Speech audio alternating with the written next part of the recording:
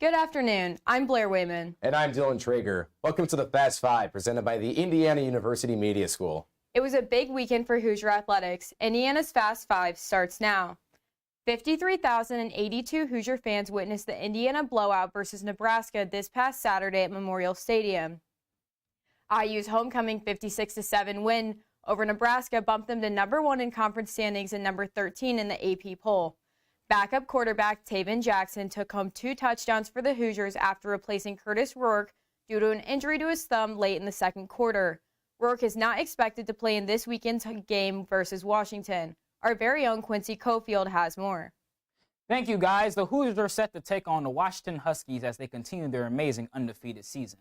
The 4-3 Huskies are coming into this week after a brutal 40-16 loss to Iowa and are hoping to shock the Hoosiers in Memorial Stadium.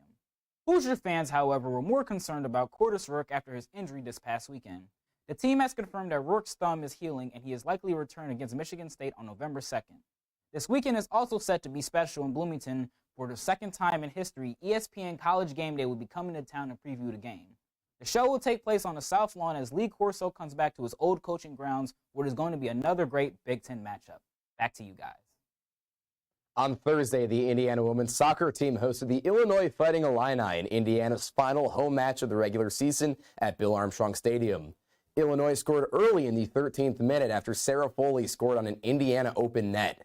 Indiana led the game 17-4 in shots and 7-2 in shots on goal, despite being shut out 1-0.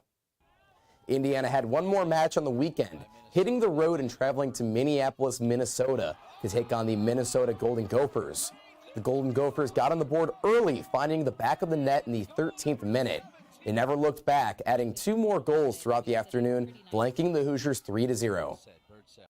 Looking ahead, the women's soccer team will have a week to rest before facing the Nebraska Cornhuskers in Lincoln, Nebraska on Sunday at 2:05 p.m. The Indiana men's soccer team extended its win streak to 4 matches on Friday night, winning a big Friday night home game against Michigan State. Goals scored by Samuel Sarver, Justin Weiss, and Patrick McDonald fueled Indiana to a 3-1 victory. The big win was Indiana head coach Todd Yeagley's 200th victory as leader of the Indiana men's soccer program. Yeagley has led Indiana to a national title and 10 Big Ten championships in his time with the program. The team will hit the road traveling to the West Coast to face UCLA Friday night at 10:30 p.m. Eastern Time. The Hoosiers will then return home for their final regular season conference game, hosting Northwestern on Tuesday night. The women's volleyball team traveled to Lafayette to play a Big Ten regular season match against hometown rival number 10 Purdue. The Hoosiers fell in 3 straight sets in front of a record crowd at Mackey Arena. The Hoosiers fell 25-18 in set 1, 25-14 in set 2, and 25-9 in set 3. IU has lost 15 straight matches in West Lafayette. On another note, after this past weekend, Cameron Hayworth moved to number 5 in IU history after passing 3,500 assists in her career. The Hoosiers are gearing up to play number 8 Wisconsin tomorrow at home in Wilkinson Hall. The Hoosiers also host Northwestern on Sunday before traveling to New Jersey to play Rutgers on Friday, November 1st. Indiana basketball top recruit Braylon Mullins has announced he will officially make his commitment today at 6 p.m., going live from the Greenfield Central High School main gym.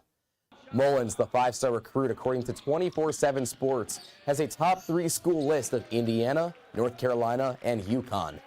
24/7 Sports also ranks Mullins as the 2nd best player in his class in the state of Indiana and the 16th best player from his class nationally. In his junior season at Greenfield Central, Mullins averaged 25, 6, and 3. Mullins would be a huge get if Coach Woodson and his staff can seal the deal. The Indiana University field hockey team extended their win streak to 4 games as they defeated number 18 Cal 2-0 last Friday afternoon. Their win streak unfortunately came to an end after falling to Stanford 2-1 on Sunday. The Hoosiers now own a 7-7 record for the season, with non-conference play officially being complete. The Hoosiers now gear up for their final 2 road games of the regular season, facing number 3 Ohio State on Friday and number 7 Michigan on Sunday. And it looks like our 5 minutes are up. I'm Dylan Traeger. And I'm Blair Wayman. Thank you for joining us, and come back Monday for a recap of this weekend in Hoosier athletics.